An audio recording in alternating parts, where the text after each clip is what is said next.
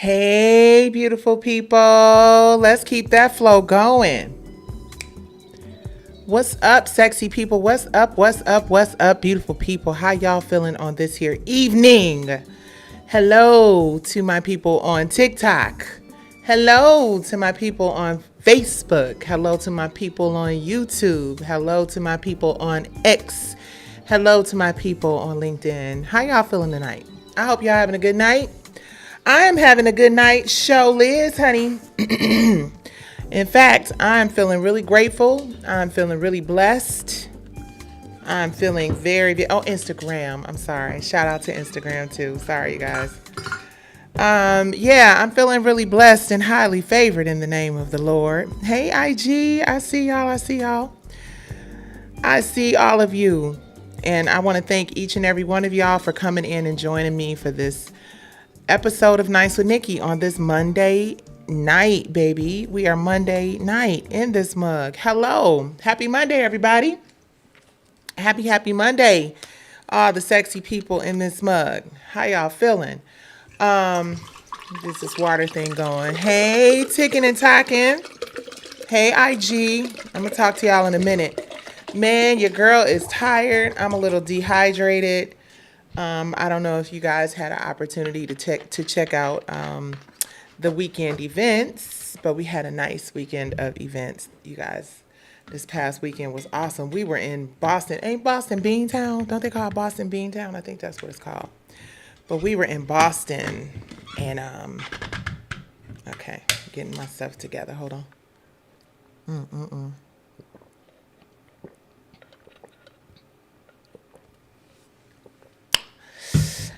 Praise God for water. Praise God for water. Thank you, Jesus. Hallelujah for water. But we were in Boston, you guys, and it was a lot of fun. I really enjoyed Boston. I did not know that Boston was such a sexy city. I had no idea. Boston happens to be a very sexy city. Like the downtown area was giving all the gives and the vibes. And, you know, when you think of Boston, no shade. I ain't trying to be shady and disrespect nobody's city. But, you know, Boston people, it's kind of like the same thing that goes on with people from Detroit, right? So people from Detroit talk hard. If I'm honest, we kind of give you Italians vibes, right? You know, that kind of hard, like $5, go to the store, I'll beat your mother. You know what I'm saying? We have a kind of real kind of crazy tone, right? Not crazy, just a very straightforward, flat out tone, right? There's this meme going around that's talking about all these things that are very Detroit. So Detroit is Detroit. But when I think about Boston, I kind of think of the same thing. It's like ka, ba, whatever. And then I also think, and I know this is probably a stereotype, I will accept that this may very well be a terrible stereotype, but I also think that Boston has a strong, pretty solid cultural divide. And from what I understand, they actually do in some places. But we had an incredible experience in Boston, and it superseded anything. I want to say to all of the people of Boston and all those positive vibes and that good energy, y'all get so much love for that, because at the end of the day, hey, listen, number one, I don't care what nobody else say, and this ain't about me being shady. Can you guys, I'm sorry, I should have asked this question. Can y'all hear me okay on TikTok? Hi, babies. Hi. Hi, TikTok. Hi, everybody. Hi, Instagram. Hi, X. Hi, Facebook. Hi, WIRF.TV YouTube channel, and hi, LinkedIn. Hello.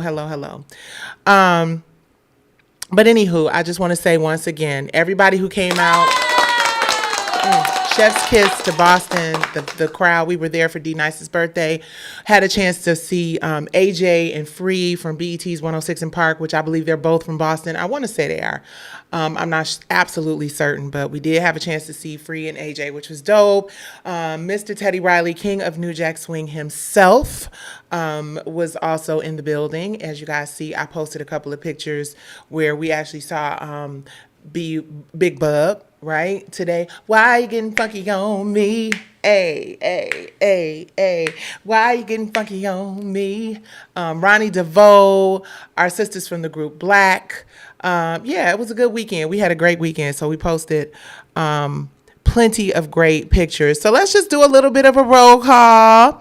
I see you, 18 Miss Trina. I see you 2 times Rob Full. I see you, Jaguar Royalty 777. T Turner, I see you. Alan, I see you. Hey, my boo. At home watching the Houston. What up, H-Town? I appreciate you guys. The humor of me. And let's see who's looking at us over here on the ticking and talking. You guys, TikTok, I don't know why. You know what, TikTok, I got to figure out how to make the font just a little bit bigger because Auntie is old. Listen, I can't see them little fonts.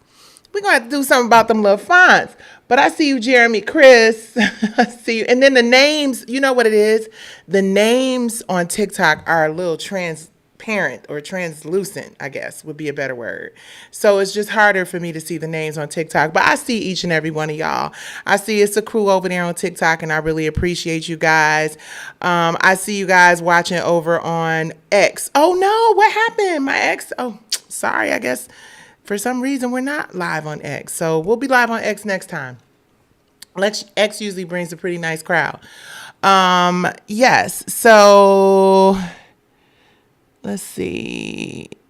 Bostonians say shit like get in the car. Exactly. And Walmart. Yeah, it's a very it's a vibe. Oh, if you have not, okay, guys, I have to tell y'all. There is a place, and everybody from Boston, please hit like as you come in and watch us on Worth TV, please, and thank you very much. But there is a place in Boston that is called Grace by Nia. It is like a supper club / not supper club, but because they serve food and they got live entertainment. It is so sexy. The drinks are amazing. Yes, I'm on my Uncle Nearest right now. I love the fact that I could just have it on the rocks. I can't wait to go and visit Tennessee so I can go and visit the what is it? Is it a vineyard or distillery or whatever you want to call it, and get educated on all of that. So Grace by Nia.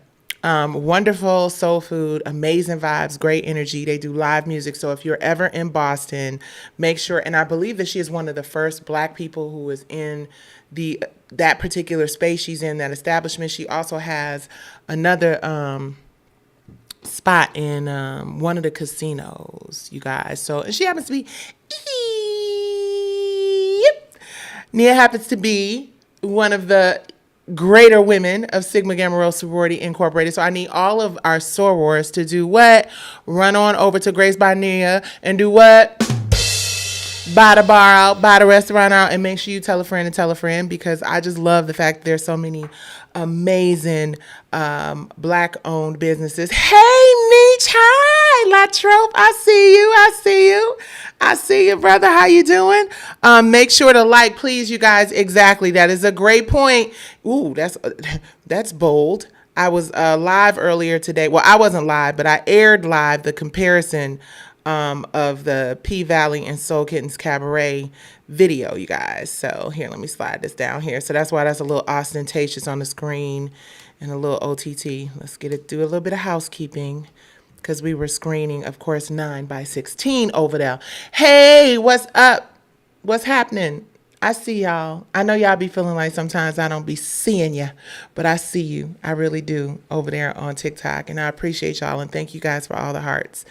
So yeah, this weekend we had a fantastic experience in Boston. Not only did we have a great show, we also received a proclamation from the state of Massachusetts. So there's a video in there some which aware. You guys over on the other platforms, please do me the kind favor of coming over to WIRF.TV YouTube channel, or if you're on Instagram, you probably saw a clip from it as well.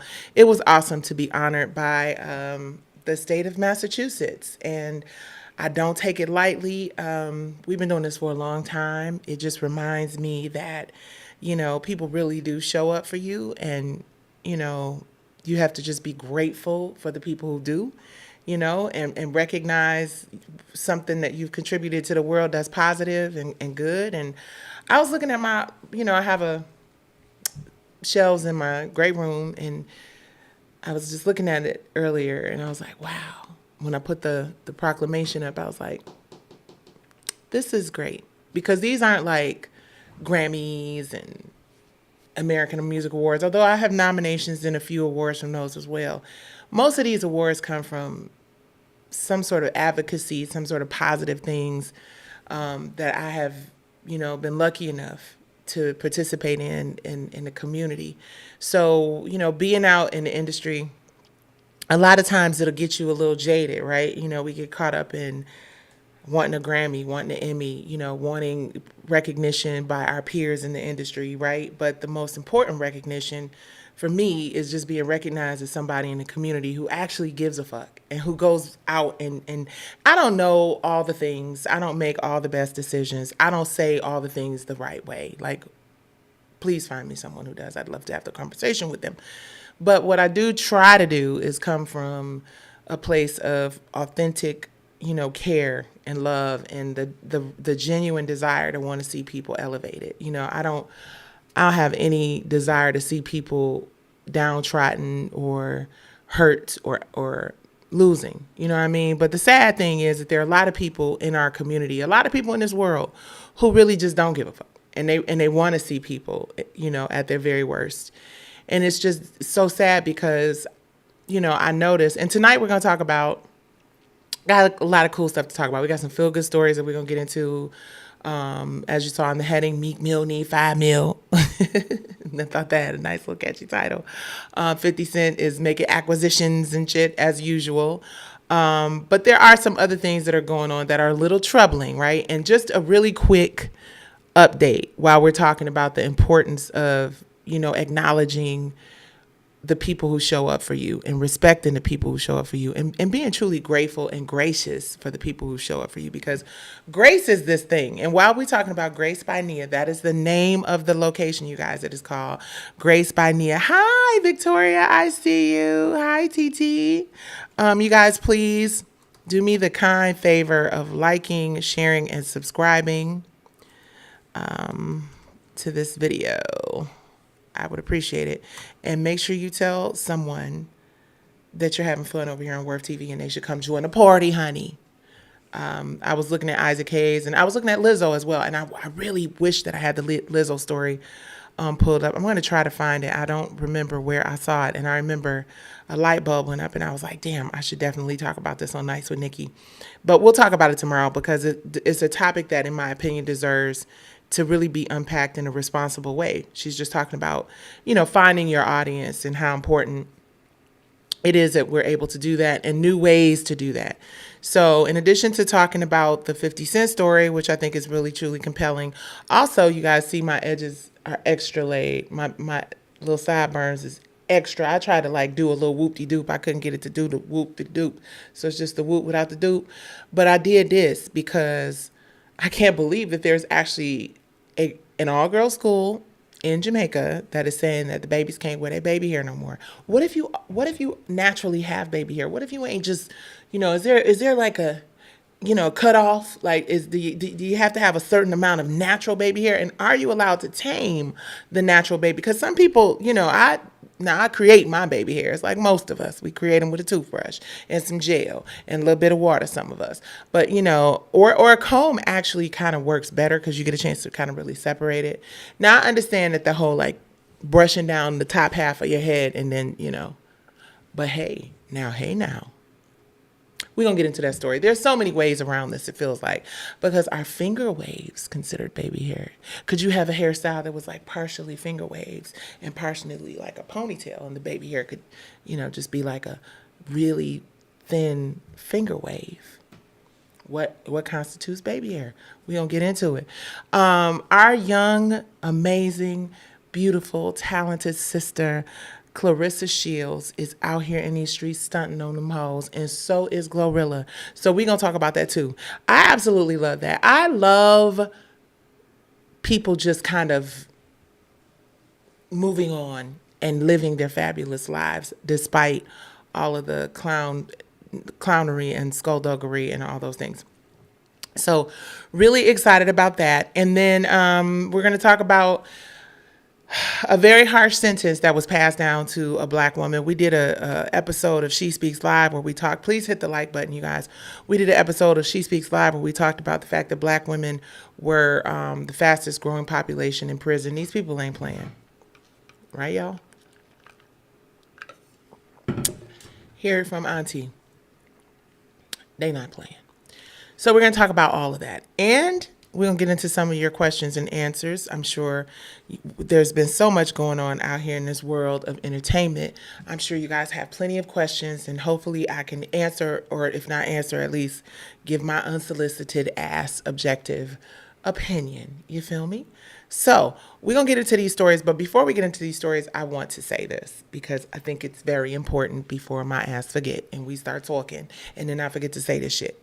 So I'm going to talk a little bit about the Angie thing. I'm going to keep it super PG. Just because as much as I always say, as a media company, we have to report what's in the news, right? Still, I have a lot of people I love and care about and genuinely like that are in the news and in not so great ways. And again, there's a fine line between continuing to talk about shit so you give it air and, needing to talk about it because you could also give it, or wanting to talk about it because need is relative.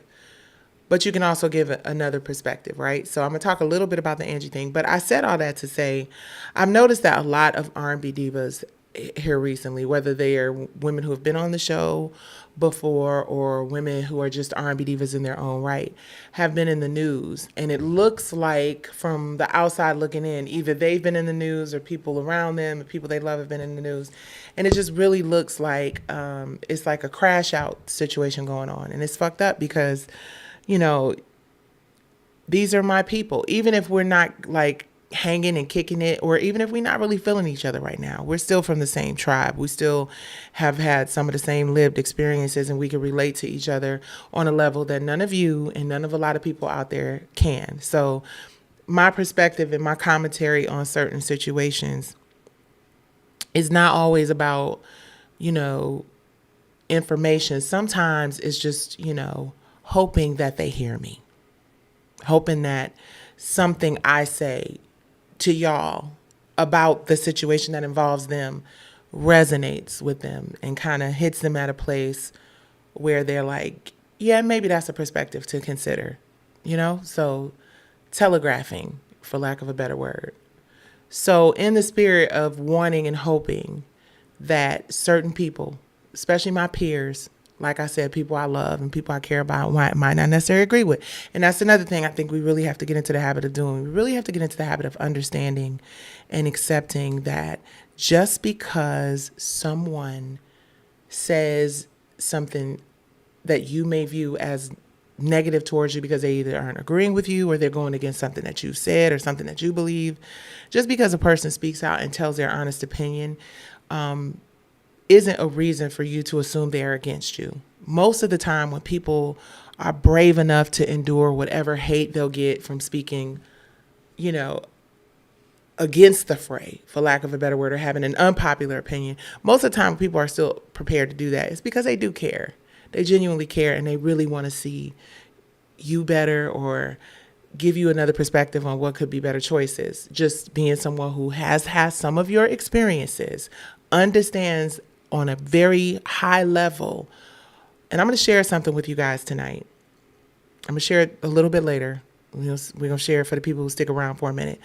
But you guys know the title of my book, which is like 3 different books. And the series with the conversations is Diary of a Diva, right? So it is because of the fact that I keep diva entries. So one of the entries in my diary before any of this stuff with Kelly Price came out talked about the betrayal of Black women, the betrayal I feel specifically from Black women. And, my notes in my diary are in my TikTok phone. Dang. Let's see how I'm going to have to do that. I got to figure out how I can access my notes without disrupting my TikTok live. I don't know if that's going to be possible. We'll figure it out. Maybe I'll do the diary after TikTok. After I'll wrap up with TikTok and then I'll read the diary towards the end. Okay? Because I know y'all be like, listen, pay attention to us when we talking to y'all. And if you coming in on WIF.TV YouTube channel, please hit the like, share, and subscribe button. But yeah, the diary is on the phone that I'm using for TikTok. So anywho, maybe that's God trying to save me from this entry, because when I read this diary entry to you, you will understand just how much I can relate to Kelly Price, Clarissa, and a lot of other women who have felt betrayed by women who look like us. But there's a perspective on that. And the perspective is this, and I'm just going to get on it and off of it so that we can get into the hot topics.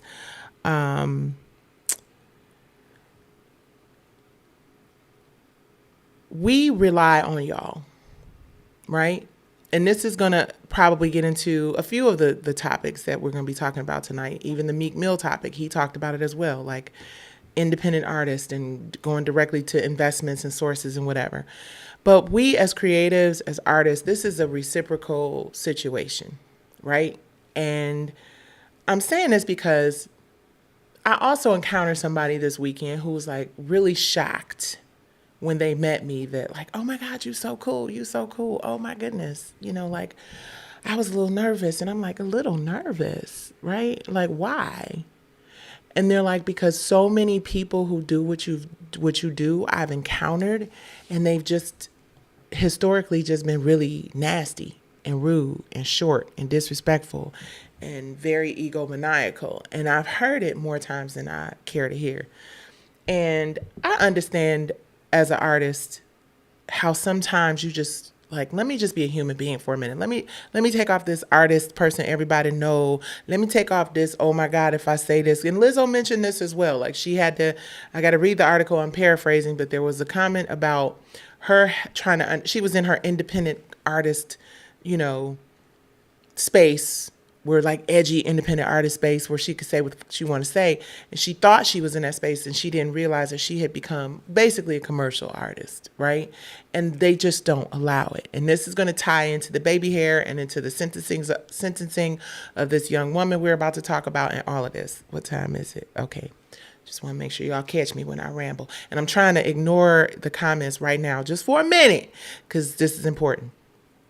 Because when you look around at what's happening in R&B music, when you look around at what's happening in entertainment as a whole, it's scary, right? It ain't about being dramatic. It ain't about, putting, 10 on 5.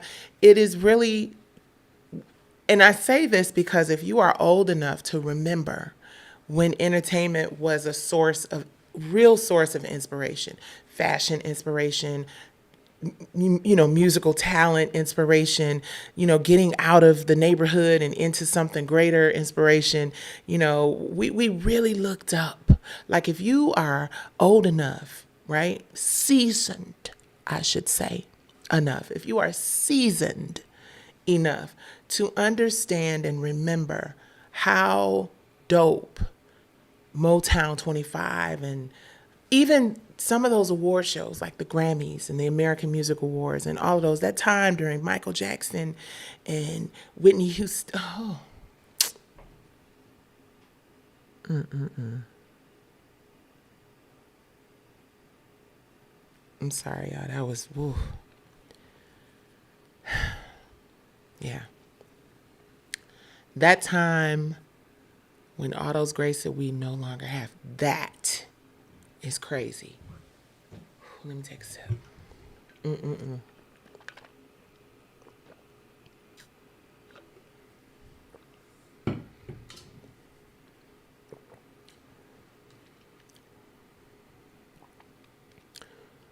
Ooh. The fact that we have lost so many greats is just astounding to me. And maybe I'm being a little dramatic. Maybe I'm being a little OTT. Maybe I am, I don't know. But it just hits different when you had an opportunity to experience that greatness real time. It's one thing to hear it back in a stream. It's another thing to have experienced it like while it was happening. Real time greatness, real time phenomenon, real time where it wasn't just a Beyonce or just one or two. It was just an industry full of really talented, well-developed, bright stars, where being a star actually meant something, where being in a room with the energy of someone like a Prince or a Whitney or a Michael Jackson, or even if they weren't at that caliber, a Luther Vandross. When you think about every one of the greats and the ones that inspired the future greats, you know? And the amount of greatness that we have lost in our community, it's devastating. It is truly, truly devastating. And to think, and I watched, and maybe, baby, I watched lowest to highest, highest to lowest. I'm sorry. First of all, can we just, as a person, please hit like. Please hit like. If you're watching on Instagram, I love and appreciate y'all.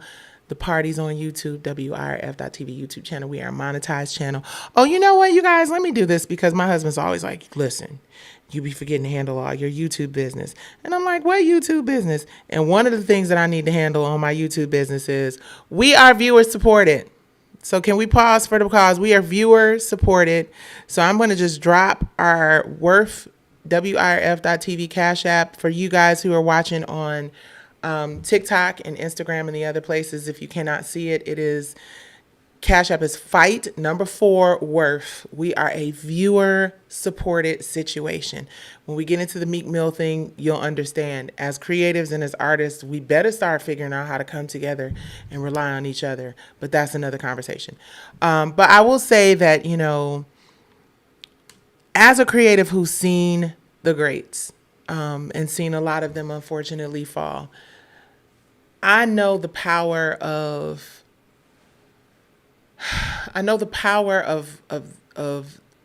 the gifted ones. I know the power that those people have to change not just the trajectory of their own lives and careers, but also people within the community because of the music, the type of music they sing, because of the songs. So when you look at something like this movie, this amazing piece of art that Spike Lee put together, first of all, the soundtrack was impeccable. Let's give a round of applause for that. That doggone soundtrack was so great. And it just is a testimony to how important music is in a film. Denzel Washington's performance in Highest to Lowest was just impeccable. But the through line, right? The through line of all money ain't good money. The through line of you got to leave some money on the table. The through line of coming together and coming back to that grassroots, talented, developed art is so important for our community. It's so important for our kids. It's so important for our mental health and wellness.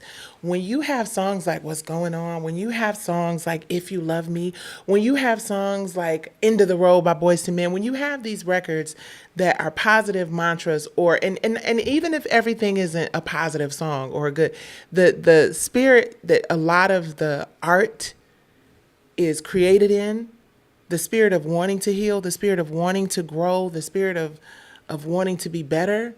Like you guys, the 70s was just a time when, man, Earth, Wind, and Fire, Frankie Beverly and those records, Love Train, Harvest for the World, what? The Isleys? Oh, wait. All days together, everyone a seed. Half of us are satisfied, half of us in need. But love's bountiful in us, none into greed. Oh, when will there be a harvest for the world? What? Every woman, every man, join the caravan of love. Stand up, stand up, stand up. Y'all better give me some hearts.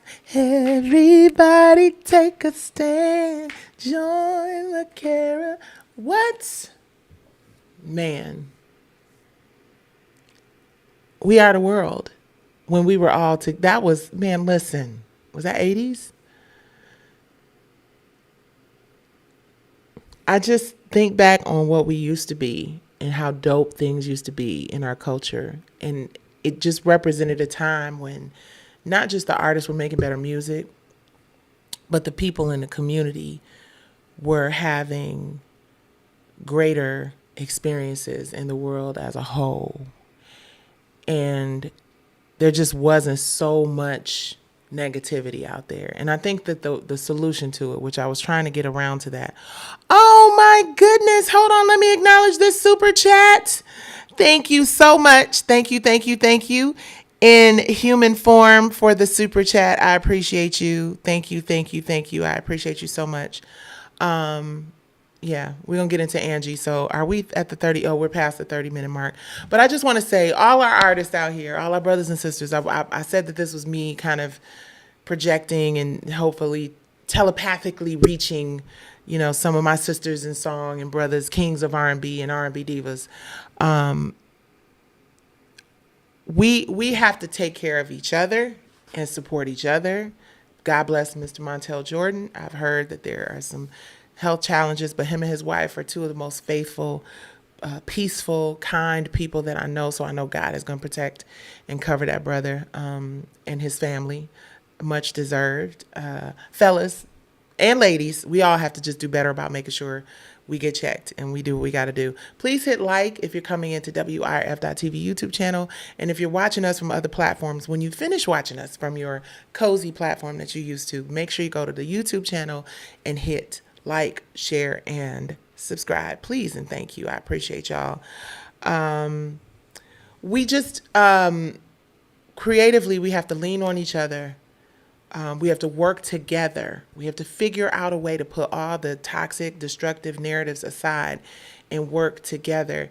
And when we work together, we have to consider that, none of us is going, in all likelihood, let me just give y'all a hypothetical. This might piss people off. I'm going to read my whole betrayal by Black women situation towards the end of the live.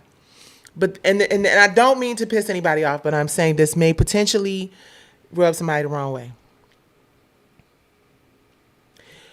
There are very few artists, legacy acts, 90s R&B artists, based on how this economy has been going, based on the fact that you have now over 300 and probably 320,000 Black women, many of them who are caregivers and heads of households and moms and all that, single and whatever. DEI, many of them, lost their jobs. So the economy has been negatively and adversely impacted by the fact that a large portion of Black women consumers have now lost their income. So as creatives and as artists, very few of us are going to be able to just go out and headline our own shit and make all this money, because I don't think live music, even during, the Great Depression, the vaudeville, folks gonna find a way to get out and get their live entertainment and their live music. But what I do think we need to be realistic about is the fact that we are gonna have to lean on each other, and it's gonna have to be a lot of packages. And packages is industry talk for a lot of, you'll go see a whole bunch. In fact, I was watching a video and they were like, well, I wouldn't go see this particular artist if it was just her. Now she'd have to be in a package situation. And I know many of us fall into that category. As much as we want to believe that we could just go out here and headline our own shit, let Brandy and Monica doing what they're doing and adding Kelly Rowland and adding, who else is it? Monie Long. And that is a package, and it is a strong package, and it's a sexy package, and it's going to do very well.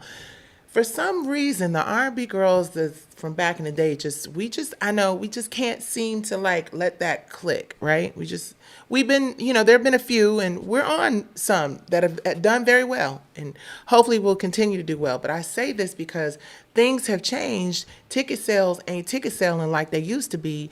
And folks, yeah, they got money, but they have to think about how they're going to spend it, who they're going to spend it on, and who they're going to spend it with. And I believe that we could all get a better bag opportunity if we could bury the hatchet, stop being so ego-driven and self-minded and me-fi-me'd, right? And really come together and say, hey, how do we come together and sell out, a complete summer tour of R&B divas? How do we sell out a complete summer tour or whatever it is? You know what I mean? If it's, I clearly think R&B divas makes the most sense because there's an existing fan base, and why wouldn't we? But all that to say, when you're considering stuff like that, you really have to consider. I'm sorry, I keep hitting the mic. When you're considering stuff like that, you really have to consider whether or not there is a viable market out there, number one, and who those people in that market are. And just like this lip gloss, the R&B divas market, the R&B female singers market, just like this lip bar, showstopper lip gloss, is owned by black women. Black women are the owners of the R&B, 90s R&B diva market. And we have to treat our owners with respect and dignity and not generalize. And that is what I hope the through line is for any of us out there. Now, again, I'm not saying that you have to be someone who kisses ass or panders or acquiesces to things that you don't want to do. But at the end of the day, if there is no black woman ticket buyers, when they purchase that space that we are in, when they purchase that stage that we are on, because they buy that stage. The promoters don't give us that stage for free. And we don't get that stage just because we dope ass artists and creatives. We license that stage from them, or we're given the opportunity to be on a stage that black women's dollars bought. And that's how we have to think about it. Because if you perform into an empty house, you're not performing. And if you perform in front of a room full of white people, no shade or no offense and no disrespect, but other communities, I'll say, not just white people, because white people like R&B too, but your consumers, the people who pay for you to be in that space that you are in for 30 minutes or an hour or whatever, that's us. And really, it's not even us, because very few of us even have to buy tickets to concerts, as in artists and creatives. It's usually a phone call or a comp ticket. People who spend their hard-earned cash to make sure that, you know, we are still able to feed our families and we're able to go out there and do the things that we do, should be respected. And that's why they have like morality clauses and contracts and things like that. And the other thing is, the people that you work with, meaning the other people who are included in that package with you, also feel the brunt of people who may be headliners on certain shows and certain tours. This is where I start, projecting and telegraphing. When you are supposed to be the top of the billing on something, it's awesome that you're top billing. It's awesome that you have the ability to get top dollar and be the person who closes out the show. But there's a responsibility that goes along with that to everybody on that show and on that bill with you, to make sure that we're not missing sales because one of our peers that's on the show with us doesn't respect the people who, So that's the reason why I like to make sure people are clear. It is always about being proactive. It is always about being honest. It is always about being real. And when a person can't take a direct conversation about it from you, sometimes you have to telegraph it. Let's straighten up and fly right. And let's go out here and get this money and respect the people who are making sure that we're able to do it. Let's make sure that our audiences are healthy and our audiences thrive and grow along with us, and that we don't insult them. Please give me some likes. Y'all trying to make me sing all night or what? Because I'm just saying, Ike, I'm just saying. So one of the other things I did, you guys, and please, I ain't got on no lashes or no powder or nothing. I got on some lip gloss, which is I'm gonna keep freshening up for y'all, but that's as good as it gets on this here evening because your girl is a little tired. I've been out here in these streets working hard for the money. Let's see what the questions are. Brandy and Monica are selling. Okay, that's right. I know that's right. They said Brandy and Monica are indeed selling. They just added, I can't see. I don't even have my glasses in here. They added dates. Kelly Rowland and Mooney Lung are the icing. Yep, absolutely. Absolutely. Thank you again. It's the humor for me. I didn't have my glasses on when I was saying human in me stuff. Okay, what's going on over here on TikTok, you guys? I can't see a lot of this. Let's see. That is perfectly fine. Okay. Let's see. Oh, thank you guys for the compliments. I appreciate you guys for the compliments. I'm real regular right now. I didn't put too much effort into my appearance. That's the other thing, you guys. We got to put effort into the appearance. Otherwise, we're going to get, the feedback. And when we've been in this industry for as long as we've been in this industry, people going to say what the hell they got to say. People are not going to not say what they want to say. And I think that our audiences, spend their hard-earned cash. So when we go in there and we perform on the stage that they own, hey, Marvin, I didn't see you in here. Hi to the greatest manager ever. I appreciate ya. It's so good to hear from ya. Music is so angry right now, Meech. You're absolutely right. The 70s were our parents' era, looking to change the system and uplift our people. Absolutely. The 80s was a time for musical expression and changes in production tools, but we were still happy. Amen. 100%. Meech says the late 80s, early 90s was when the fight for expression changed because we were the product of the crack pandemic and the music became angry. Meech, you need to come on here and stop playing. Ryan says Selena Johnson, Black Balloon, Avery Johnson, Lift It Up. There are new R&B songs that are great. Yeah, I would venture to say that there are a lot of really awesome R&B songs out there that are really great records. But Lizzo kind of spoke to that today, and that is the reason why I spent so much time talking about the importance of us coming together, because Lizzo's, and you guys go try to find it. I don't know where the link is or where the conversation came from, but I'm paraphrasing again because I did not watch the whole conversation, and I hate talking about shit that I either wasn't there for or I'm not familiar with. But she talked about how, and I think I might be combining her conversation with another conversation that I had, but at the end of the day, the streaming platforms, i.e. the only way for artists to reach people these days, right? Outside of live performance. Live performance is always going to be there. But keep in mind, you have to make sure that your audience that buys your tickets are healthy and not broken and not being discouraged, by the folks who perform the concerts, because those are the people who pay for the tickets. You want to make sure your ticket buying public is able to support you, right? It's a great ecosystem here. If our people are not making money, if our people are not successful, if Black women are losing DEI jobs by the hundreds of thousands, then we have to figure out how we collectively work together, going back to that whole 70s music, Caravan of Love, all of those positive, uplifting songs. The way Martin Luther King talked about the fact that music was such an important part of the civil rights movement. It works hand in hand. Kendrick Lamar, who's now nominated for an Emmy, by the way, is another example. You guys watch that movie. That Spike Lee joint is fire. Make sure you tune into that movie because it says so much about how it's just brilliant, which is why I'm hyper focused on storytelling and doing film and series and shit, and that's why everybody has a podcast. That's why more people are talking than performing on a stage, because streaming, the direct ability to connect with your audience, that is the operative thing. I've been in this sort of YouTube school trying to learn how to break this. And baby, listen, we are about to be at 20,000 subscribers very, very soon. Praise God, we'll be at 20,000 YouTube subscribers in a minute. And it sounds like nothing to the average Joe, right? Because it's just kind of like, oh, okay, yeah, 20,000 subscribers, right?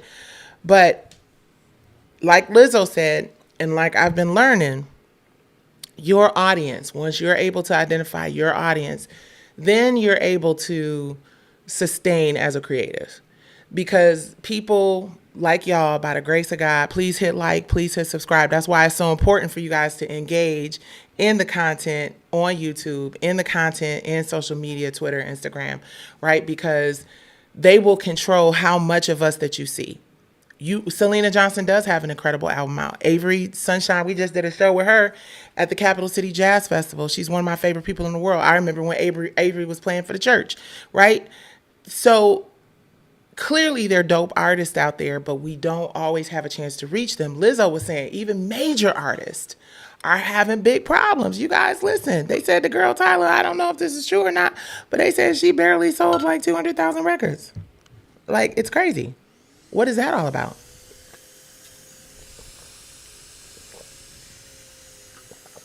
That's crazy. Hit like, share, and subscribe. Okay, so let me get into some of these topics because, yeah, I'm 45 minutes into this thing. We need our audience. We need our supporters. We need you guys to be active. We need y'all to show up. We need you to tell a friend. Because what TV network are you watching right now? I'll wait. What TV network are you watching? WRF.TV, YouTube, or a streaming platform, or Instagram.com, or TikTok.com, or X.com, or Facebook.com, or LinkedIn.com. That's the TV that you're watching right now. And if you're one of the people who actually, or you're binging one of your favorite movies or stories on one of these streaming platforms, but nobody is setting up appointment TV linear anymore. The world has changed. And there's so many great messages in that Highest to Lowest movie about that, about how much the world has changed, about how Denzel needed to figure it out with his son. Like, I had that same issue with my grandson. Like, I'm like, oh my God, him in these games. Hold on, what time is it? Oh, he ain't crazy. I was about to say, boy, don't play. Don't play with it, don't play with it. You 10, then I'll knock you out. No, that's a joke, obviously. He's like the greatest grandson ever. I would never. But I had to kind of accept that my old way of feeling like, and too much screen time is a real thing. And being disconnected from touching the earth, I made a post about putting your hands in some soil and putting your feet on some grass and having some good energies and vibrations. But the world is moving so quickly.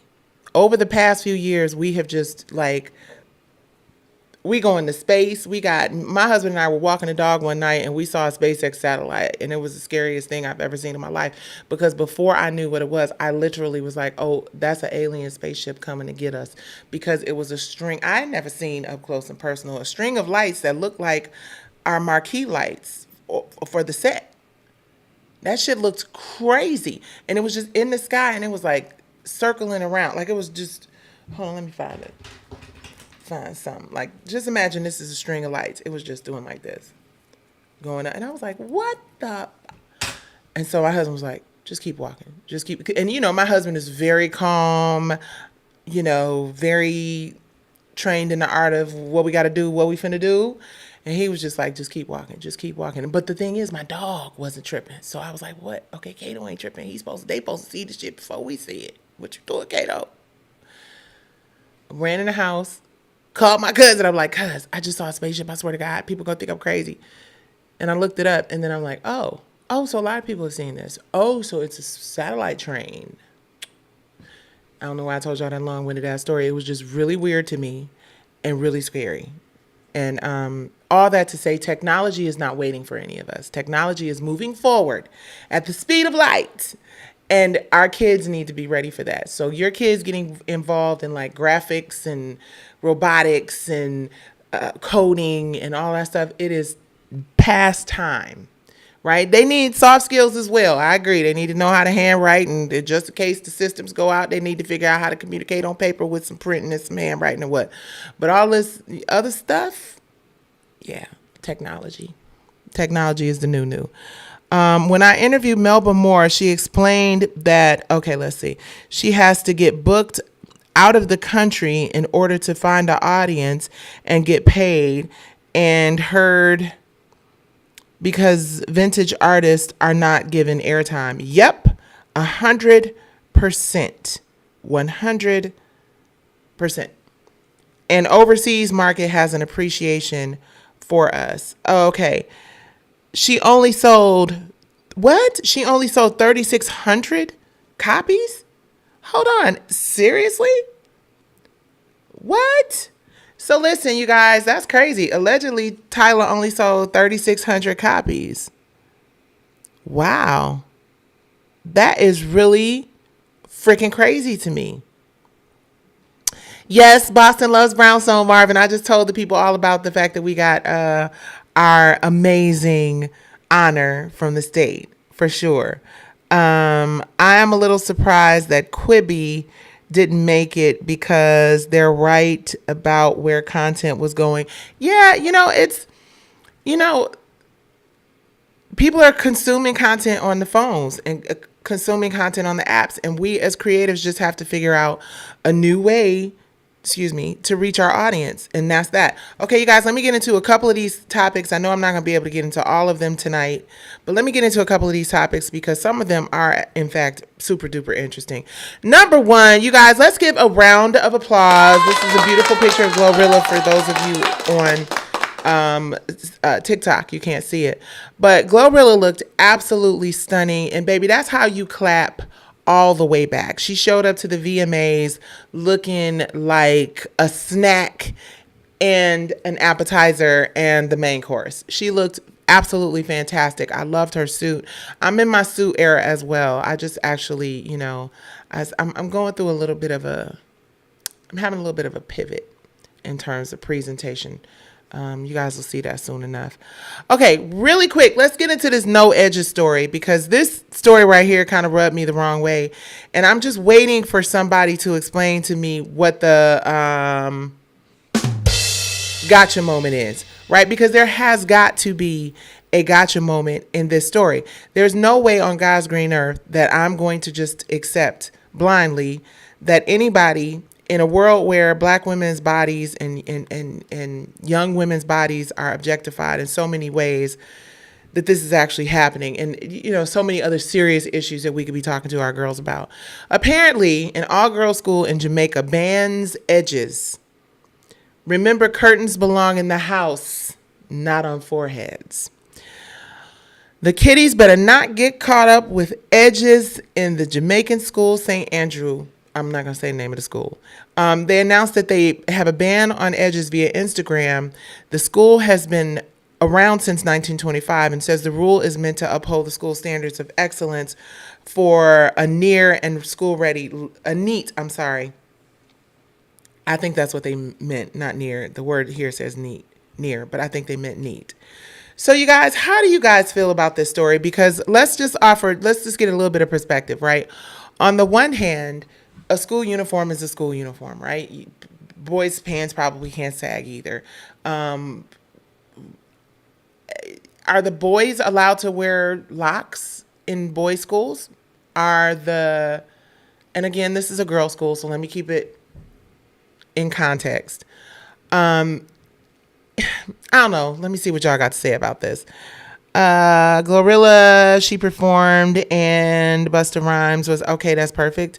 Everybody, not only music. Okay, I don't see too many comments. I'm gonna say this about the whole baby hair and edges commentary, right? I have seen lashes that look like Snuffleupagus from Sesame Street. If you don't know who Snuffleupagus from Sesame Street are and don't know if you've ever seen lashes that look like Snuffleupagus from Sesame Street, look it up, and I guarantee you that you've definitely seen Snuffleupagus from Sesame Street on these lash games here lately. And I've also seen hair come from back here to the front and, not a finger wave, but baby hair. So I understand the concept of sometimes it gets ridiculous when they say the whole curtains are not for your head. I would need to know the parameters. I would need to know more specifics about this whole baby hair thing. Like, is it when it's just over the top and distracting or just any amount of baby hair? I don't know. And because I don't know and I wasn't there, I'm not going to have too much to say about this story, especially since I do think that rules and customs and being neat and presentable at school is important. However, it does kind of infringe on some personal freedoms, I think, a little bit. So I don't know enough to really have a real solid, okay, here we go. It's the humor for me says, I'd be tired of seeing baby hairs touching the eyebrows too, but this is not a real problem. This was somebody else's ego and they were triggered. Yeah, I think, it just seems a little excessive, right? Maybe distracting hair colors and stuff, maybe perhaps, but I don't know. That's self-expression. It's a form of self-expression, and it does seem like it's infringing on people's, personal rights. And, but again, it's Jamaica. And I'm going to tell you, I have to say this, what really made me think about, just keeping it all the way real with y'all, is it made me think about a lot of people who are really quick to be like, I'm out of here. I'm leaving this country. I'm going somewhere else. This ain't for me, blah, blah, blah. Y'all listen, friend. Listen, y'all think y'all got it bad over here. some of these African countries and these other places, they don't play a lot of that. Just you think you're gonna do what you do, wear what you wear, say what you say, be how you want to be how you gonna be. You know, something to be said for that. Something to be said for understanding the customs and traditions of these places that we're running off to. And I'm all for like finding your happy, finding your butterfly, all of that other great stuff. I think it's awesome and amazing exploring other countries. But be clear, there are freedoms, the right to express yourself, and others that we have in this country that you will not have in the other places that you go. All right, guys. I'm telling y'all right now, I'm about to be on and off of this Angie Stone story real quick because it is hella fucking triggering for me. I've had a couple of, extra little details for a minute. So it's just kind of like revisiting this. And I still miss my sister like crazy. Debated whether or not I was even going to address this or say anything about this. But because I do have a platform, and Angie and I often talked about, I was on her platform, she was on my platforms often. I supported her while she's alive, and I'm going to support her while her family, her estate, her children. I'm going to support her while she's in that heavenly choir. Again, this is a lot because I hate to see my R&B Diva sisters going through it, and I hate to see Angie's family going through it, and I hate to see the children of my R&B Divas family and my R&B Divas sisters going through it. But Baller Alert, just like Jasmine Brand and The Shade Room, all of which I don't know if they're still owned by, but I know that they were founded by women of color. So I love sharing information from their sites, not just because they're founded by women of color, but they tend to, have more reliable source material. So according to, it's hard. I'm going to read it. I'm going to get through it fast. I'm not going to, don't ask me my opinion of it, please. Angie Stone's children are suing the trucking company, drivers, and manufacturers over fatal highway crash. Angie Stone's children are suing the trucking company. I'm sorry, I said that already. Angie Stone's children are now taking legal action against several individuals and companies who they believe are responsible for her tragic death. The Grammy-nominated R&B singer known for timeless hits like I Wish I Didn't Miss You died in a horrifying crash on an Alabama highway on March 1st, 2025. The lawsuit claims that the Mercedes-Benz Sprinter that she was riding in flipped, driver lost control. Though Stone initially survived, the suit says she was trapped under an 18-wheeler traveling nearly... she was trapped under the van, actually, not the 18-wheeler. She was trapped when the 18-wheeler traveling nearly 70 miles per hour smashed into the van. She was still trying to get out, the lawsuit states. Her children, Diamond Stone and Michael D'Angelo Archer, along with bandmate Sheila Hopkins, are suing the van driver trucking company CSRT, truck manufacturer Daimler Truck North America, and others. They claim the truck's safety system failed and the driver never braked, distracted by music in his headphones. Stone was returning to Atlanta after performing in Mobile before the crash. She had shared her excitement on Instagram, hinting at big things to come. So, I'm not going to really answer too many questions about this. Please hit like.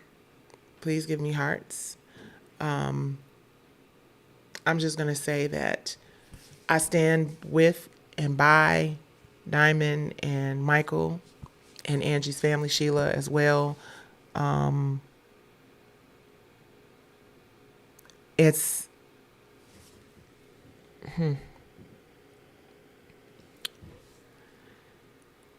It is devastating still. I hate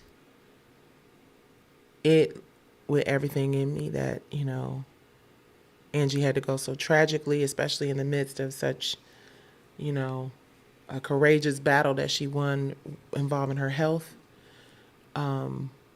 Yeah, it hurts. It breaks my heart.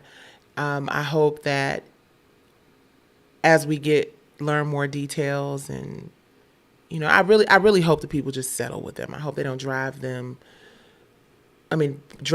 through the legal system. I hope that they don't make this more difficult for the family than it needs to be. And I hope they get good lawyers who really care about justice You know, it's so hard. Yeah, it's really hard. So rest in peace and paradise, my sister Angie. I love you and I miss you so, so much. I miss you so much. I wish I didn't miss you anymore. Same old story back again. She's not a lover, she's just a friend. I'm sick and tired of listening. I forgot the words. Now you think it's funny. Now you wanna spend your money. Okay, Angie, let me stop. Yeah. We do a tribute, you guys. We do No More Rain, and the audience loves it. So yeah, let me move on. Please hit like, share, and subscribe. That's a lot. Okay, you guys, let's get into this real quick because this is just dumb as hell. This is just in dumb as hell news of the United States of America. It's just so dumb. And the reason I want to talk about this story is because, not just because it's just so dumb, because it's just like the dumbest thing ever, but also because I want to issue a warning to all of our hothead ass out in the streets just thinking that they're invincible ass young black women out here. I don't know what's happening. I don't know why we're making dumbass decisions like this. I don't know why we're lacking emotional intelligence at the level that we're lacking emotional intelligence, and we're just out here just trying to prove how bad we are.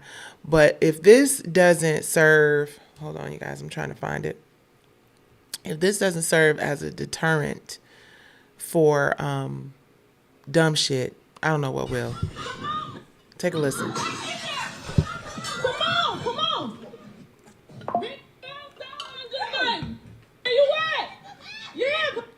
Get them ashes! Get them ashes! Get the damn there, bitch!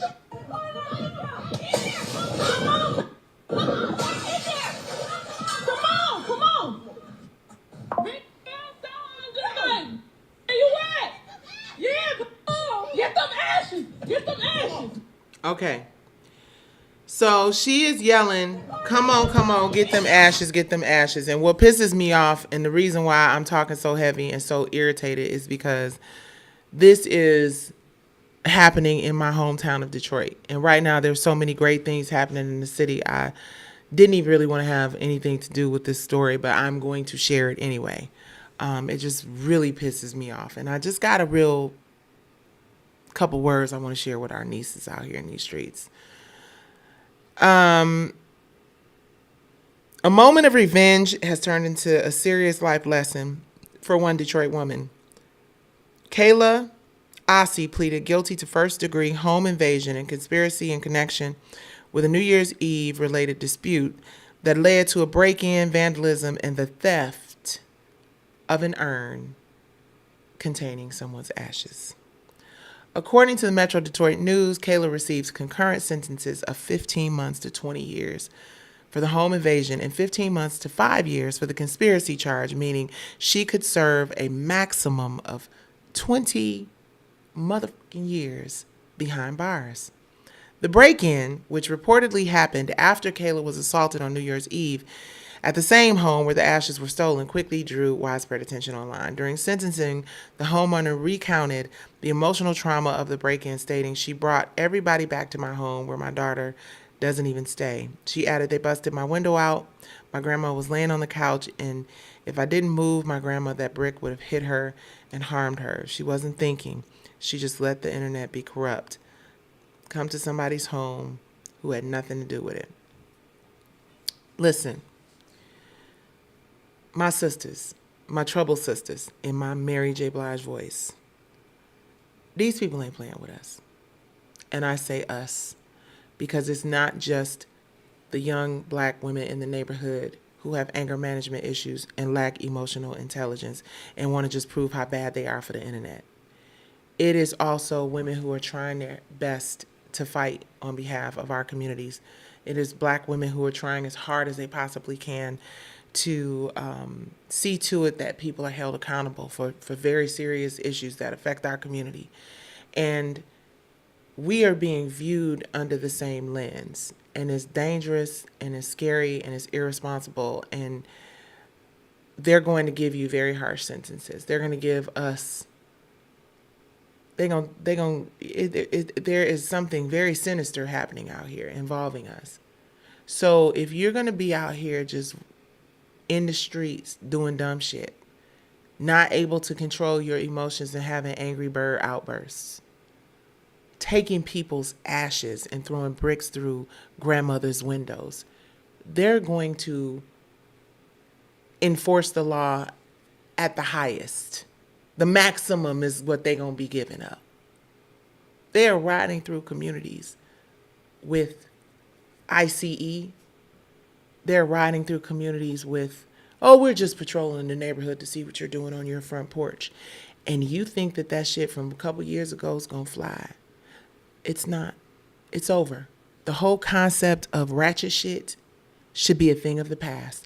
The whole concept of bad bitch behavior should be something that you forget about. The whole idea of being the highlight reel from Bad Girls Club and not feeling like you're going to be held accountable for whatever comes as a result of your decisions, they're not playing. They are so serious. And we've already been the highest group of over-sentenced people. The group of people who don't get the right to fair and due process all the time. The people the system knows does not have the ability to afford the lawyers. You're not Diddy. You're not Ghislaine Maxwell. You're not going to be out here doing dirty shit and getting, a slap on the wrist. They are finished doing what they consider acquiescing to the strong black woman stereotype. They are looking for reasons. They're looking for examples. They're looking for reasons to be like, see what happened over here? See what they did? See what these people did? You're going to be a part of that Project 2025. You're going to be a part of that highlight reel. Them cutting people off and taking away services and public services and all that stuff. They know who is impacted by that. And they're gathering examples of the reasons why their behavior towards us is justifiable. And you have become part of that highlight reel. And we will continue being a part of that highlight reel as long as you out here doing dumb shit like that. I'm not going to sugarcoat. 20 years is a ridiculous sentence for what she did. 20 years is over sentencing and hella harsh. And guess what? Take it from Auntie, who been in this system for 5 years fighting for a valid claim that I never got a chance to go to court for. They don't care. And there's nothing you can do but accept what they give you. Nobody is going to risk everything fighting to stop you from being sentenced to the highest amount of time, because people are out here busy fighting to make sure babies are getting fed and making sure that their parents are getting care as they age out, making sure that medical insurance is covering the cost of. People ain't got time to be defending people who do dumb shit in a climate where you know good and full well that you need to straighten up and fly right.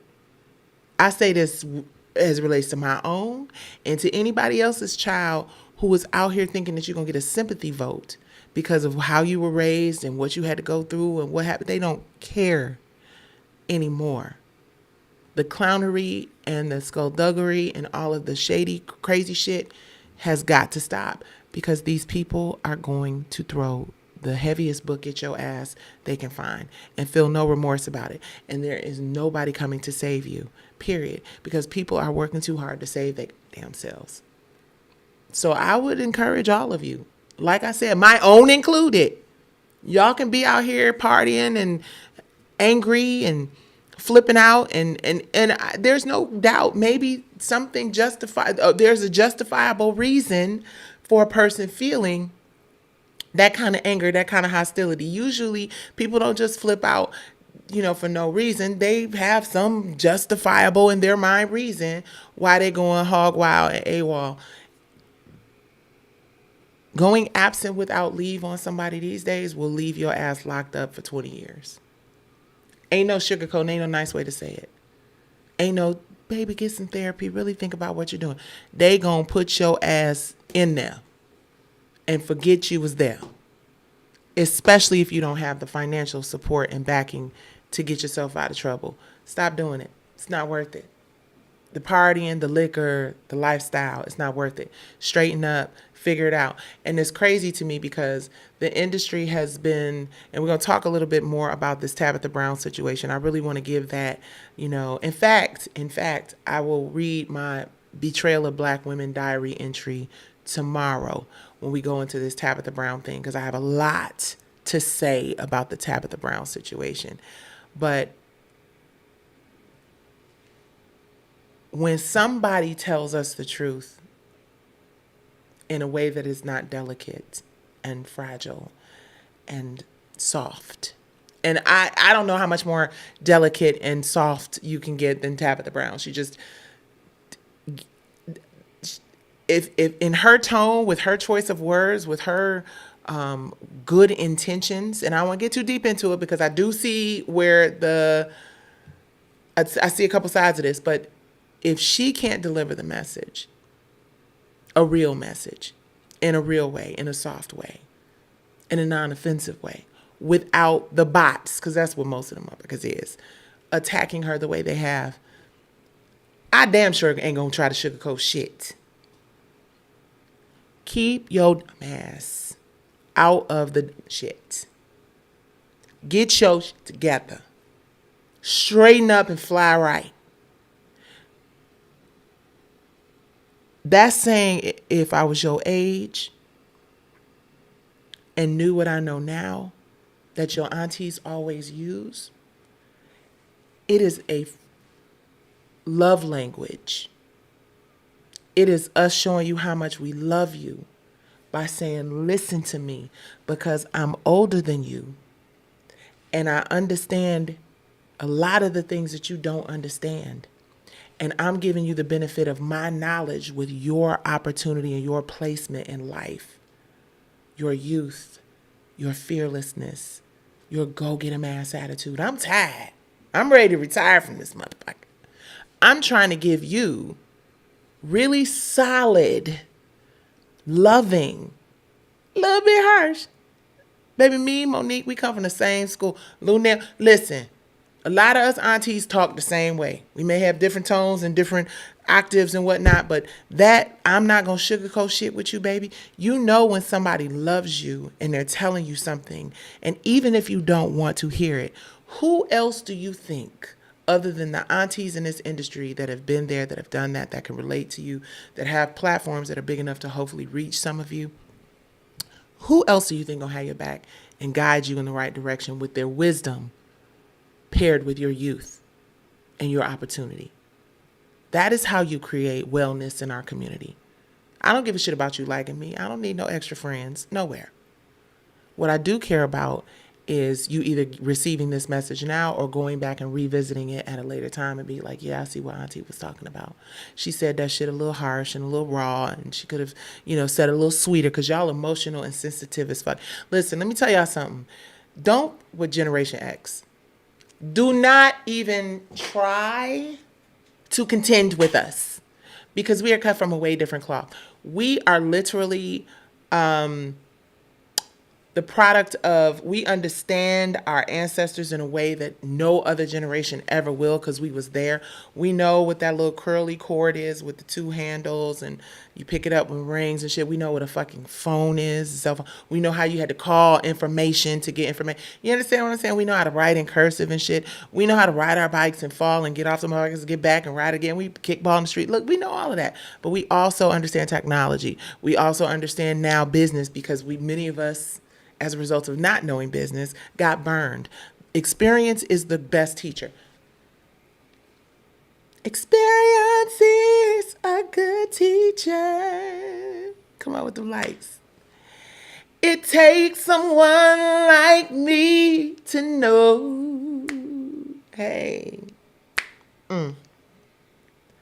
All the little games people tend to play, some call it love. Come on, who knows who this is?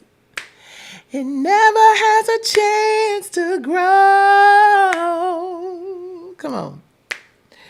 You deserve something better. I keep telling myself. Come on, y'all. Just be patient. True love will find. Hey. I finally found someone who became my friend. And in a matter of time. Hey. Hearts. Real love stepped in. Ooh. The close sign on my door. I had to tear it down. Come on, y'all. Ooh. A new world of happiness. Turn me There you go, Mickey Howard. Thank you. I'm in love with the new. That background, baby, listen. Experience is the best teacher.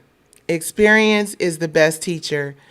And those of us who have been there, those of us who have experienced Mickey Howard,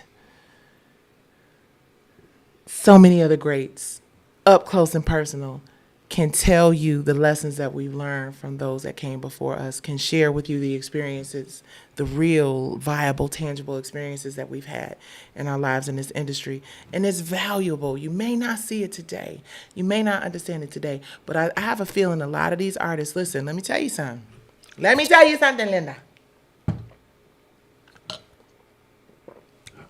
Listen, Linda. I worry about a lot of our creatives and a lot of our successful artists who skyrocketed to the top without going through the process of development, who were literally like put into a machine and then pew, no development, no bumps, no bruises, no struggles, no mistakes, just straight to the top, to hundreds of millions of people being exposed to them with no artist development. That fall is a lot more dangerous, and there's a lot more success, absolutely, but with a lot more success comes a whole lot more responsibility and a whole lot more problems. More money, more problems, you've heard it. And if you don't have the emotional intelligence to deal with this industry and operate in the space of knowing that the reality is that at some point, thank you guys for all these likes, at some point you are going to have to pay the piper. That's why they call it selling your soul. Is there a man that comes along and I will take the soul now? No, I don't think it works like that. Now, there's a little man behind the curtain. We've been talking about him since R&B Divas, but that's a whole nother conversation. But there is a system in place where you will be required to pay the piper if you accept that offering. See, sometimes being labeled difficult, sometimes being labeled a problem, sometimes being labeled angry and uncooperative serves you in the end when your discernment, which is what it really is, your trust that God has something greater and you don't have to sacrifice yourself or your family or your dreams or your goals. It's going to be a harder climb, but it's going to age a lot better because you don't owe anybody shit. See, I ain't never sold my soul to nobody. I never offered or accepted, and I've been offered plenty of baby, girl.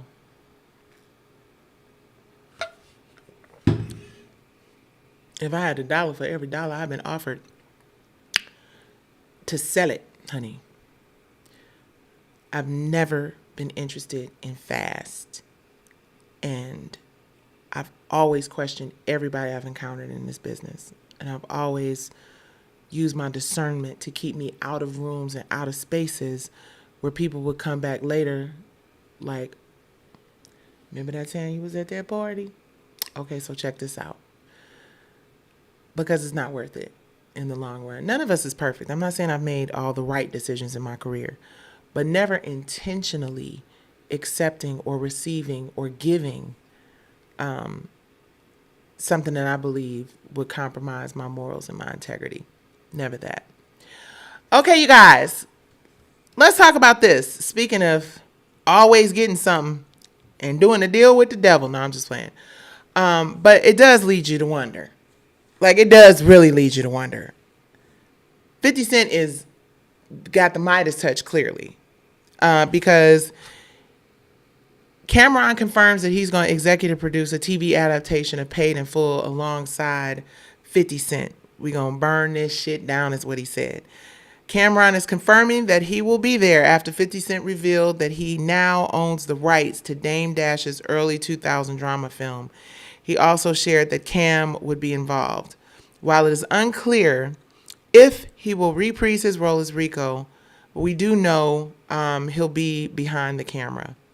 Okay, so let me say this, and I usually do not get involved in hip hop beef because I'm a lady, and I don't want my husband to have to defend me against anybody, a man trying to do some stuff right or say some stuff right.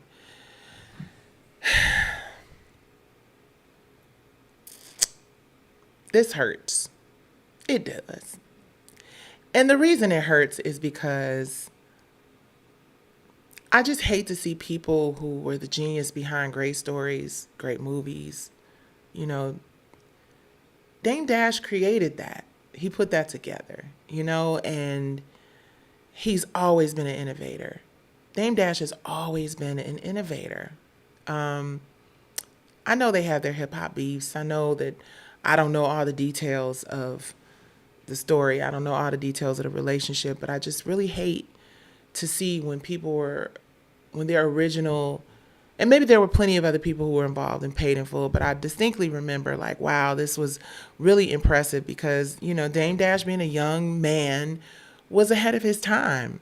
I remember him being like, business and, really an innovator and coming up with really dope ass ideas. And I've heard that there's some kind of like hip hop beef going on between them. Like I said, I wasn't there. I don't know. So I can't say a lot about that. I just say that, it's terrible when you lose something and you're trying to build legacy and generational wealth and wellness for your family, and people just come in and swoop in and take it because you come up on hard times or you have judgments or whatever. I think it's terrible. I think it's despicable. And I think that karma always levels the playing field in spaces like that, right?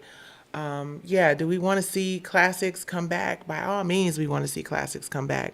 Do we want to see, our brothers make money? Of course, I want to see 50 Cent make money and Cameron make money and be successful. But I also want to see Dame Dash as a person who is the originator of that, that IP. I also want to see him, be able to benefit from the things that he created. You guys, I say all the time, many of us were young and impressionable, and we did not make all the right decisions. Who knows what to do at 22, 23 years old? None of us do. We get caught up in this smoke and mirrors of fame. We don't always know coming into it that this shit is just some bullshit and that these people don't care about us and that we're all getting robbed, right? All of us. None of us is getting what we deserve. None of us is getting what we've worked for. We've been working in this industry, most of us who've been here from the 90s. And like Meech, like you mentioned about Melba Moore and what she has to, go all the way at. And Melba Moore is, she's a woman of a certain age and she's amazing and she looks incredible and she sounds incredible. And, her shows, all of her footage is awesome and incredible. But she's, to say, when he interviewed her, to say that she has to work overseas, which I can't wait to have a Diary of a Diva conversation with Melba Moore. Make sure, let me just say right now, we've been trying to plan this conversation for a long time. I'm going to make this Diary of a Diva with Melba Moore happen this year. I'm claiming that in Jesus' name, because especially now, knowing what I know after the interview that Meech did with her, just knowing that she still has to go out there and go overseas and go to other countries in order to be able to sustain and make money. So I just think whenever you have an opportunity for your brothers and sisters in entertainment to be able to benefit off of the things that they created, why?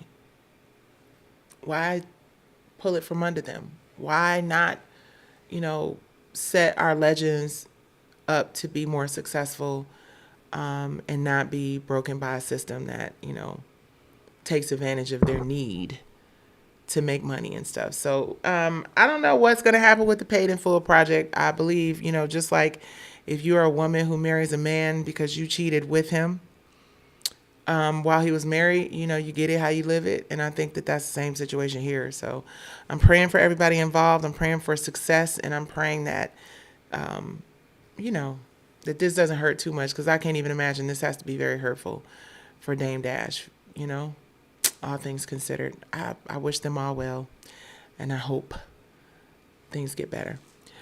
All right, you guys, this is a big conversation right here. Let's get into how much time we got. A couple minutes before we're an hour and a half. You guys, Meek Mill is looking for $5 million.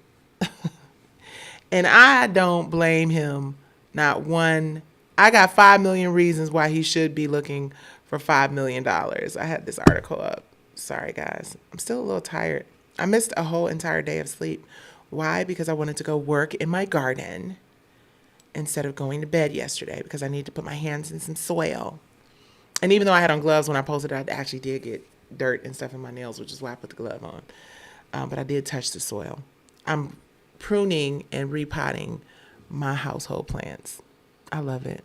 I love that kind of stuff. But anyway, let me get to this Meek Mill story. It's a very important point here. So Meek Mill says, I need $5 million $5 million in funding for a book, album, and short film. These label deals not looking fair at all. They ruin the game basically, but I can reboot the whole thing. Why can't I get the same attention as a tech investment in rap? Why is music artists that are independent, we're not dealing with banks when everything surrounds us in the music business leads us back to banks anyway? We have total control. Let's roll. Are we allowed to get funding past a record label in America? Seems pretty hard.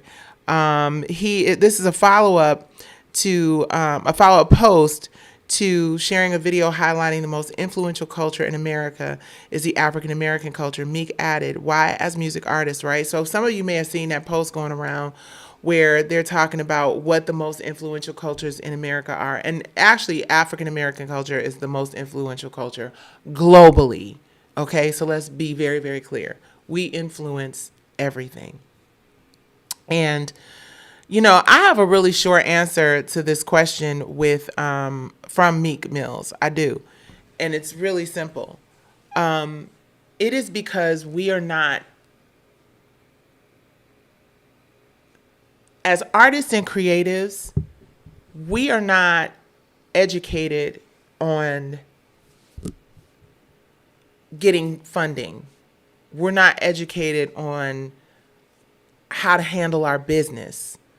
We're not educated on how to fish. We're not taught to fish, because why would a company want creatives and artists? There are tons of companies out here that actually invest in our catalog and offer loans to artists, not partnerships. They call them partnerships, but they're high interest loans to artists for your catalog. Or some artists outright sell their catalogs, because the business and administrative responsibilities of running your business, whatever that is, as an artist, the book, the movie, the short film, is brilliant. It is absolutely a brilliant idea.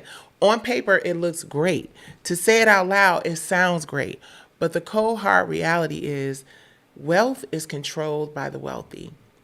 And they have a way of making sure that the most lucrative industry, which is by far the most lucrative export in the world, is entertainment and media. So why would you, as a corporation, and most corporations are built on bottom lines of the corporation. It ain't about your feelings. It ain't about what's right. It's not about what's good for the community. It's not about what's good for the people. It's not about how to propel Black people forward or how to make the people who create the content. It's a sweatshop.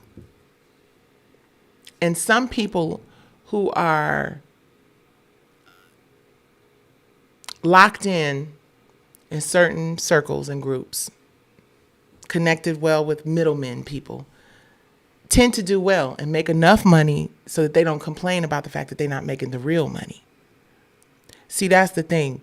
You keep the gatekeepers satisfied enough to keep the big thinkers, the ones that really care about the evolution of the art and the evolution of the artists and the creatives, You will notice, and if you didn't see it during this Puffy trial and some of the other accusations that come and go, lawsuits that get settled really fast, situations where we think, oh my God, they're finally going to expose this motherfucker for who he really is, and it just goes away.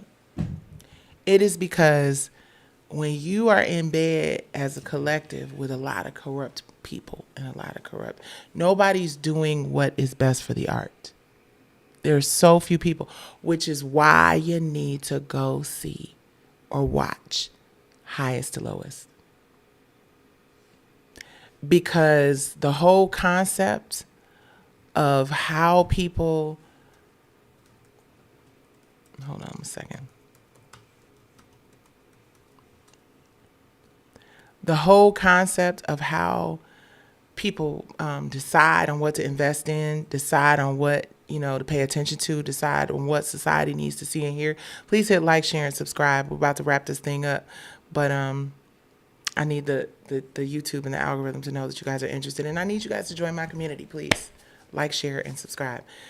But when we look at Highest to Lowest and we look at the storyline about, Denzel making the decision to either, continue to make great music, to continue to hold on to, a legacy label situation, or to fall into the trap of the redundant streaming bullshit, destroying community space. And corporations just don't really, the vast majority of them don't really care about fair deals. The vast majority of them don't really care about making sure that artists get what they deserve. But I'm going to tell you what the solution to the problem is. The solution to the problem with artists not getting what they deserve is for artists to unify. Yeah. It is for artists and creatives to come together and drop the egos and drop the, I took your shit and I'm gonna produce it. Or drop the lies about the things that you were a part of infringing on. Tell the truth. Shame the devil. Stop being so caught up in wanting to be all up in the videos dancing, and unify. Because as long as we got people watching us from all these various places, and I gotta have the most followers, and I got 100 million, and you got 50,000, and you got, none of your followers are translating into record sales. They're just not. That's not me hating. None of your ticket sales at your concerts are going to be better with just you as an individual than they would be with you in a package that sells out every single seat instead of half or 3/4 of the venue. We collectively have got to come together and say, hey, we are the sauce. And we want you to come over here to taste it. We want you to come over here to experience it. We do that. But we operate in pockets of, no, come over here. No, come over here. No, come over here. No, come over here. You know what black people in entertainment is like? And people ain't gonna like this comparison neither. But you know what black people in entertainment, and the reason why it's so important for black people in entertainment to unify, don't get it twisted. I'm not saying that black people in general, in every aspect of America, don't need to unify. I'm not isolating or alienating the regular, average, everyday black people or corporate black people, whatever. The reason I'm hyper fixed and focused on black people in entertainment is because collectively we have the largest community of people. Collectively we have the largest followings. Collectively we have the most people watching what we say, what we do, what we eat, what we promote, what we drink, the liquor, the cocktails. That's why they wanted Puff to promote Ciroc like he owned it. And they'll even tell you that too. Honey, this is your brand. Baby, promote it like you own it. That is yours. This is a brand that is owned by a black person, the Lip Bar. Uncle Nearest is a liquor brand that's owned by a black person. Me and You Wines by Regina King is owned by a black person. Black women own, We get it. We understand it. But in entertainment, what the comparison of black entertainment is like for me is, you know how you go to Jamaica or Bahamas. You know what? Let's talk about Bahamas, because there's an area in Bahamas. What is it called? Oh my God, I can't think of it. But it's where all the shops are, all the independent stores and stuff. I can't think of what it is. I went, if it comes to me, whatever. But y'all know, you go somewhere, hey, come over here, buy this, come get this, come see me, come do this, come do that. That's what the entertainment industry is right now. The entertainment industry is like the swap meet, smorgasbord, like this area where, come over here, let me get your attention, let me do your attention, let me da da da da da da. Instead of us figuring out a way to make sure, now the beautiful thing is, in that one space, I will say this, what I do appreciate about this particular place in the Bahamas that we went to, in that one space, there are all of these black-owned businesses in one space. We haven't even gotten to that. We haven't gotten to one umbrella, one space, one shed, one space where they can experience all of our greatness and taste all of our sauce and sample all of our goods, where everybody can eat, where we can say, you know what, I might not have what you're looking for over here, but maybe it's over there. YouTube is a prime example. Why do you need a TV network? Why do you need to be so pressed about having a TV network? Now we're off Meek Mill, so I can take him out of the picture here. Please, you guys, make sure you hit like, share, and subscribe. Why do we need a TV network or streaming platforms when if we weren't all beefing in the YouTube space, if the top 10 YouTubers who see tens of thousands of people a week, if the top 10 YouTubers were able to license or share their platforms with really great content creators and providers who may not have the audience but have the content. Imagine your stuff ain't on NBC or CBS or ABC. Your stuff is on Tasha K, Funky Dineva, Tisa Tells, or Art of Dialogue, or what's the other one, Shannon Sharp, or wherever. Your stuff is on the black-owned platforms and networks right here, and all simultaneously at the same time. On Wednesday nights, we're going to show this run of R&B Divas. On this night, we're going to show Regina King's movie about whatever. Advertising. We're going to make sure that kind of infrastructure is so simple for us to create, but we are so divided. And we are so me. And we are so in a space of one-ing up one another and proving to each individual that's struggling, trying to get to the next spot, that you got there before they did. And you've been there longer than they did. And you got more. Imagine if we could work together to figure out how to make sure that our people got the content, the messy, the talented, the creative, the music, all of it. Because we all appreciate each other. I mean, minus the shady shit. Much more than the average person. We are our audience, and we can't tap into that, and that's sad. Becky Allen says there are too busy competing against each other, jealousy and envy. Absolutely. 100%. We got all the viewers, all the, ABC wants to know what Funky Dineva doing. During the Diddy trial, everybody was going to Queen Sheba or Tisa Tells. But there's even division in the YouTube space. There's even division in this. There's so many dope-ass YouTube creators that do travel, that do food, that do this, that do that. But we are all just like, no, come over here. Our people are tired. Our people are distracted by the bullshit. Our people are trying to figure out how to make ends meet. And if there was one location, which is why when you come here, it's like a smorgasbord. You get TV, docuseries, scripted, talk lights with Nikki, health and fitness and wellness and funny shit with my grandson.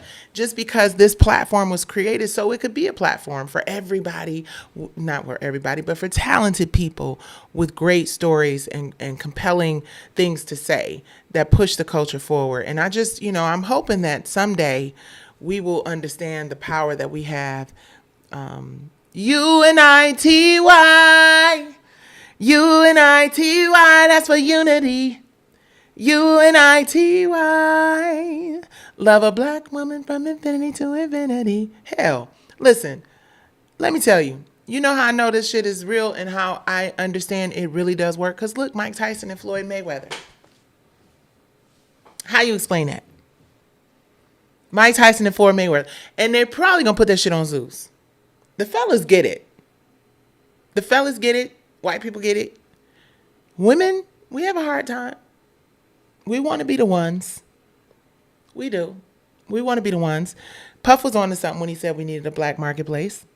Puff was also on to something when he said what they got planned for us is not good. We see what's happening with Uncle Nearest.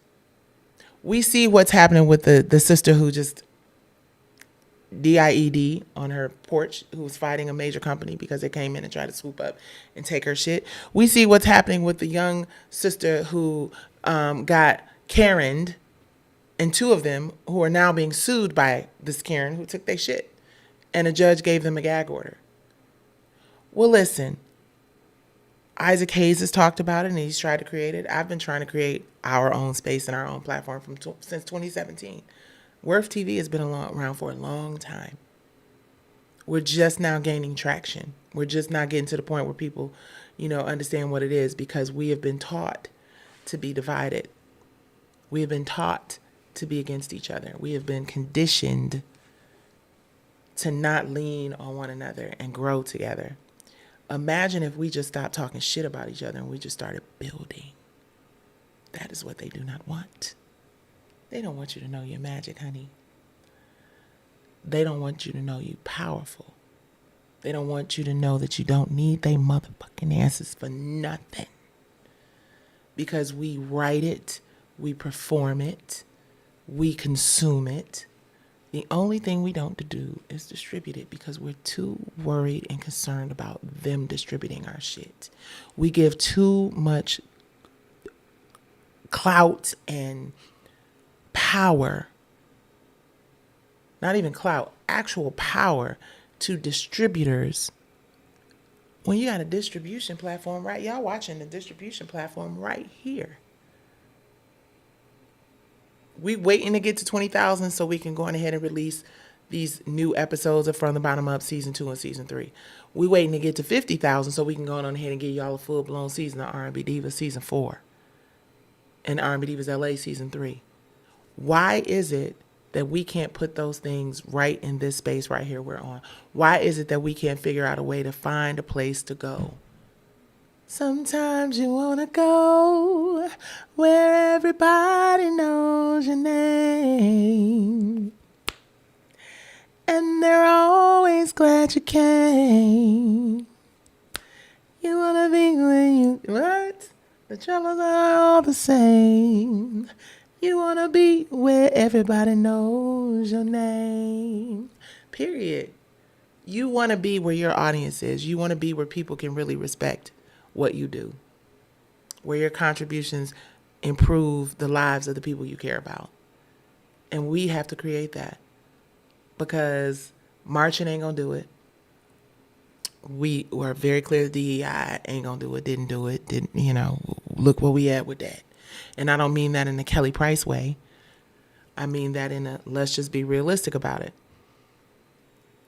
DEI is putting a Band-Aid on a very serious wound in our community. The only way, and I'm going to say this and I'm going to wrap this thing up and I'll see y'all tomorrow. We're going to talk about Tabitha Brown and a couple of other things. And you guys let me know in the member section. Did you see that Cardi B and Tiana Taylor are looking, they're selling CDs and albums again. Yeah, they're getting back into that hard copy. I think that's promotional stuff. I don't know. But yeah, anyway, somebody said people be sleeping on Tubi. No. People aren't sleeping on Tubi. Tubi is not paying black creators their worth and their value. Well, hold on. Retraction. Zip. Hold on. I hereby retract that statement because I don't know that to be true. But what I've heard is that there is an underappreciation. There is a lack of appreciation and respect everywhere. And it is not black owned. You guys, it is all about black owned. There's so many little independent black owned streaming platforms out here, but that's the problem. You got all of these little, let's stream over here at this black owned place, stream over here at this black owned place, stream over here at this black. I've said a gazillion times, If every black performer and every black artist, if TV One really wanted to, because they have the infrastructure in place, that is the only black-owned, I believe, television network in existence that also has a streaming component to it. Imagine how dope it would be if all of us said, let's go over here and endorse what Miss Kathy Hughes and Alfred Liggins have done. I'm not saying you have to continue with the same brand of content. It has to have the same aesthetic and it has to look and feel the same as everything that's currently on TV One. But if there was an opportunity to uplift someone who's been in the game, got skin in the game, got radio stations, care about black people, show black. And when I talk about R&B divas, I don't be talking about TV One, because TV One didn't produce the show. A non-black company produced the show with black producers who didn't give a fuck, in my opinion. But imagine if we all lifted and leaned into that and provided content and opportunity for a network that's already established like TV One. Hell, it could be Worth TV. It could be who else? James DuBois got a network. Holly Davis got a network. Lemmy Plummer has a network, but he has a brand of content that isn't on brand necessarily with me. But I would love to, understand and talk through how we can build together, even if it is not the same type or genre or in the same wheelhouse in terms of the content itself. There's a lot for us to learn when we come together and stop hating on each other and taking other people's shit and passing it off as our own. That's not cool. It's just whack. And I'll leave it at that. Thank you guys for spending almost 2 hours with me. I'm not going to hit the 2-hour mark because I've been on this motherfucker too long. And tomorrow, I'll read it so TikTok can hear it as well. I have a diary entry that I wrote for black women. And I think it's important for me to share it because I share Kelly's sentiments. Everyone except the generalization of it. And the finger pointing directly at people, a whole group of people who weren't a part of the clownery. Okay, guys. I am very tired. Wow, that's loud as hell. I am the tired, functioning on a whole day of sleep missed yesterday. Nikki Gilbert Daniels. I am the founder of WRF Media. WRF Media is Women in Reality Film and TV, Music, and Media. We are a digital streaming platform created for us, by us, where content is queen. And if you dig in this content and you like what you're hearing and you're loving these conversations, please make sure you hit like, share, and subscribe. I love and appreciate each and every one of y'all with good intention. Peace.